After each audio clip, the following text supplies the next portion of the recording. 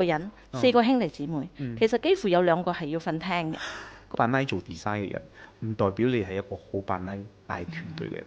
Hello， 大家好，歡迎來到我們的企業專訪。來到這一次，我邀請了一位非常年輕，他就找到他的日程在於他的行業裡面。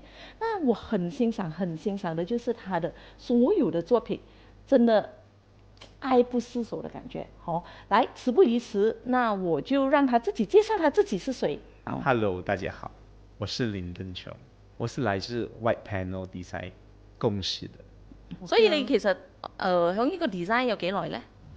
哇，20年咯。咁認真，我想問你啦，你一生你最追求緊嘅，除咗你想睇到你每一個作品，其實我覺得每一個 design 都係咁簡單，就係當令人滿足到佢對方嘅，即係咁簡單嘅一個要求。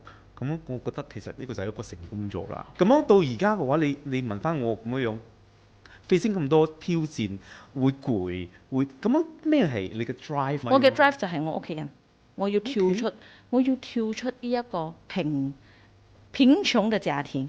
貧窮，因為我哋住緊 flat 樓，嗰種政府屋啊，所以我哋有六個人，4個兄弟姊妹，其實幾乎有2個係要瞓廳嘅嗰種生活，所以我覺得我就係要跳出嚟。你都會響佢哋嘅角度嘗試，響佢哋嘅角度嚟傾啦。我都會對佢哋有要求。例如我會問佢：你做唔做得嚟啊？做得嚟 on 我 next。你最大嘅 challenge 係咩？我覺得其實如果係個人冇嗰個信心去做呢樣嘢嘅話，學你話齋，你要做好有影響力嘅人嚟，你先至可以帶好一個好嘅團隊。我啱啱發生咗一件事，有同你講過私底下，so 就係你係一個好扮拉做 design 嘅人，唔代表你係一個好扮拉帶團隊嘅人。啱冇？咁呢個嘢真係一個學問對我嚟講，甚至乎到而家都係點樣都有好多自己嘅功課需要做啦。我覺得你可以咁諗啊，你可以諗佢係一個過程，咁你就唔會覺得佢係好艱難過嘅。或者佢就係擋住你嘅一條路嘅人，佢冇辦法同你去另外一個 destination。你帶佢落車或者佢自己落車，對佢嚟講都係好事。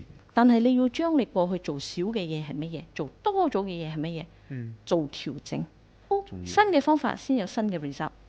如果你冇跳出嚟嘅話，你再請10個都係一樣嘅答案。我覺得真係嘅呢件事，因為你自己一定要好正向咁樣嚟 list out 你自己嘅要求先 ，before 你真係有請人。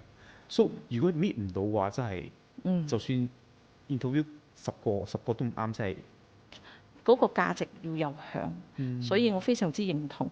咁將呢個價值要令到你做企業點樣去另外一個 destination， 咁你就要係唔知道啦。你就要去自己要行出嚟㗎啦呢條路。我覺得每一個行業嘅成功嘅定義係自己行呢杯酒應該行出嚟㗎，唔係真係有好多人可以同你講，你應該點樣做，你就係會成功。